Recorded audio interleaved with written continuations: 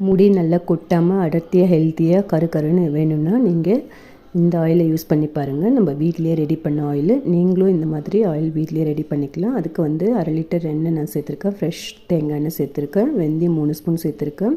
செம்பருத்தி பூ காய வச்சது, கருவேப்பிலை காய வச்சது, அதுக்கப்புறம் வேம்பாலம் பட்டை சேர்த்துருக்கேன். அதுக்கப்புறம் வந்து ஃப்ரெஷ்ஷாக வந்து மருதாணி இலை சேர்த்துருக்கேன். நல்லா ஆயில் நல்லா சூடானதும் இதெல்லாம் சேர்த்து நல்லா கொதிக்க விட்டு ஆஃப் பண்ணி மூடி வச்சுருங்க. ஒரு 2 டேஸ்க்கு நல்லா மூடி வச்சுடுங்க. அதுக்கப்புறம் வந்து நம்ம ஒரு ஜாடியில் ஃபில்டர் பண்ணி எடுத்துக்கலாம்.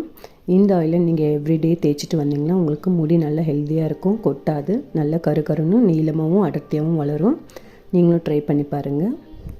ஒரு 2-3 வீக்ஸ்லேயே வந்து உங்களுக்கு நல்ல ரிசல்ட்டு தெரியும். இது கூட வந்து நீங்கள் ஜாஸ்மின் சேர்த்துக்கலாம். நல்லா நம்ம முடிக்கு வந்து நல்ல வாசனையாக இருக்கும்.